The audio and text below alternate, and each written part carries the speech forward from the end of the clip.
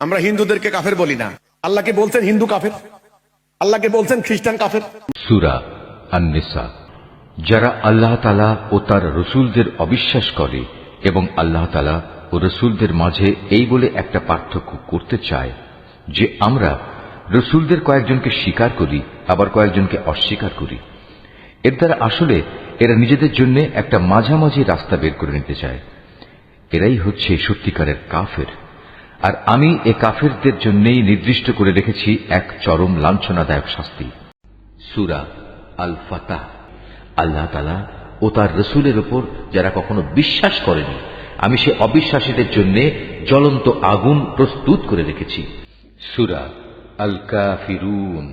হে নবী, তুমি বলে দাও, হে কাফেররা, আমি তাদের ইবাদত করি না যাদের ইবাদত তোমরা করো, না তোমরা তার ইবাদত করো যার ইবাদত আমি করি, এবং আমি কখনোই তাদের ইবাদত করব না যাদের তোমরা ইবাদত করো, না তোমরা কখনো তার ইবাদত করবে যার ইবাদত আমি করি।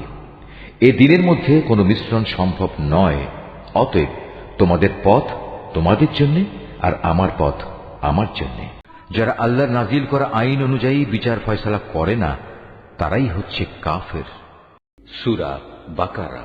তোমাদের মধ্যে যদি কোনো ব্যক্তি বাতিল মতাদর্শকে অস্বীকার করে, আল্লাহর দেয়া জীবনাদর্শের উপর ঈমান আনে, সে যেন এর মাধ্যমে এমন এক শক্তিশালী রশি ধরল যা কোনোদিনই ছিঁড়ে যাবার নয়।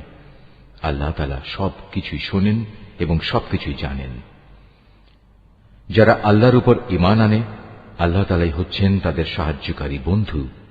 তিনি জাহেলিয়াতের অন্ধকার থেকে তাদের ঈমানের আলোতে বের করে নিয়ে আসেন। অপরদিকে যারা আল্লাহকে অস্বীকার করে, বাতিল শক্তিসমূহই হয়ে থাকে তাদের সাহায্যকারী। তা তাদের দিনের আলোক থেকে কুফরির অন্ধকারের দিকে নিয়ে যায়। এরাই হচ্ছে প্রকৃতপক্ষে জাহান্নামের অধিবাসী। আবার যে ব্যক্তি ঈমানদারদের পথ ছেড়ে বেঈমান লোকদের অনুসরণ করবে, তাকে আমি সেদিকেই পরিচালিত করব যেদিকে সে চলতে চেয়েছে। এর শাস্তি হিসেবে তাকে আমি জাহান্নামের আগুনে পুড়িয়ে দেব, আর তা কত নিকৃষ্ট আবাসস্থল। হে মানুষ, তোমরা যারা আল্লাহর উপর ঈমান এনেছ, তোমরা যদি কথায় কথায় এই কাফেরদের অনুসরণ করতে শুরু করো, তাহলে এরা তোমাদের ঈমান পূর্ববর্তী জাহেলিয়াতের অবস্থায় ফিরিয়ে নিয়ে যাবে। ফলে তোমরা নিদারুণভাবে ক্ষতিগ্রস্ত হয়ে পড়বে। আল্লাহ তাআলাই হচ্ছেন তোমাদের একমাত্র রক্ষক ও অভিভাবক, এবং তিনিই হচ্ছেন তোমাদের উত্তম সাহায্যকারী। হে নবী, কাফের ও মুনাফিকদের আনুগত্য করো না। অবশ্যই আল্লাহ তাআলা সবকিছু জানেন, তিনি বিজ্ঞ কুশলী। অতএব তুমি কাফেরদের পেছনে পড়ো না, তুমি এ কোরআন দিয়ে তাদের প্রচন্ড মোকাবেলা করো। অতএব তুমি এ মিথ্যাবাদীদের অনুসরণ করো না।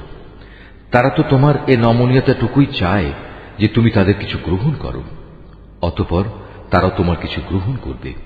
হে নবী, তুমি নিজেকে সদা সেসব মানুষদের সাথে রেখে চলবে যারা সকাল সন্ধ্যায় তাদের মালিককে ডাকে, তারা একমাত্র তাঁরই সন্তুষ্টি কামনা করে, এবং কখনো তাদের কাছ থেকে তোমার স্নেহের দৃষ্টি ফিরিয়ে নিও না। কখনো এমন কোন ব্যক্তির কথা মতো চলো না যার অন্তঃকরণকে আমি আমার স্মরণ থেকে গাফেল করে দিয়েছি।